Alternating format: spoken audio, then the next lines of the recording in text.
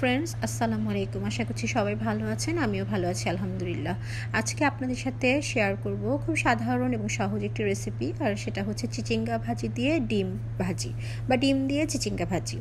তো খুব সহজ রেসিপি।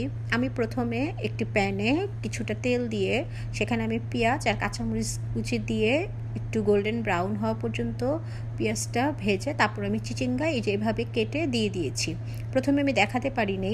আর দিয়ে দিলাম একটু হলুদ, খুব বেশি না, আর পরিমাণ মতো লবণ দিয়ে এখন এটাকে নাড়াচাড়া করে একটু কষিয়ে নিব বা একটু ভেজে নিব।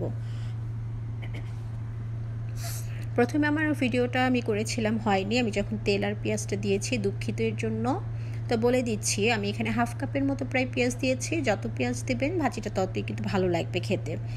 এই যে দেখেন, আমি কিছুক্ষণ নাড়াচাড়া করার পরে অনেক বেশ খানিকটা পানি উঠে গিয়েছে। আমি কিন্তু এটাকে মিডিয়াম আঁচে রান্না করছি বা ভাজি করছি।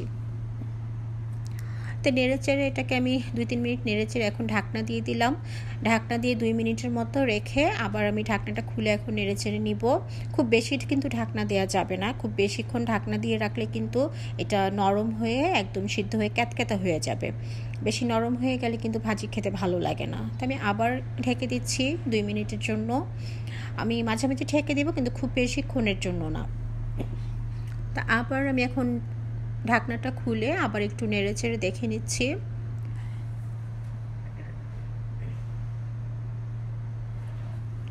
আর যারা একটু নরম ভাজি খেতে পছন্দ করেন, নরম খেতে চান, তারা একটু ঢাকনা বেশিক্ষণ দিতে পারেন।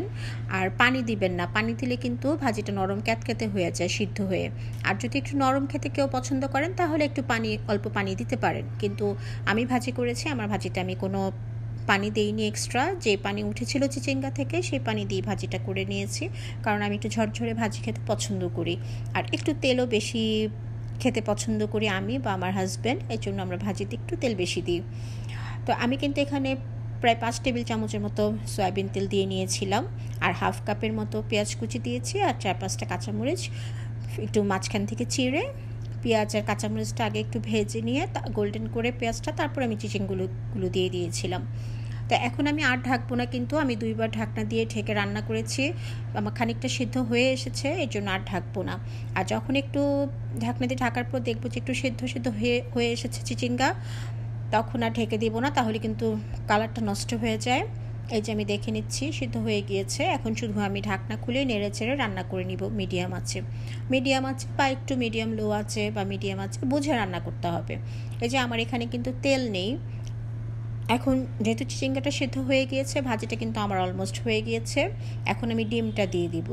এই যে এখন আমি আবার আরেকটু তেল দিয়ে দিলাম 1 টেবিল চামচের মতো, যেহেতু ভাজিতে আমরা একটু তেল বেশি খাই বলেছি। এখন ডিম দিয়ে দিচ্ছি একটা, আমি এখানে মুরগির একটা ডিম ভেঙে দিয়ে দিব। তেল না দিলেও চলতো, কিন্তু আমরা একটু তেল বেশি খাই দেখে তেলটা দিয়ে দিলাম।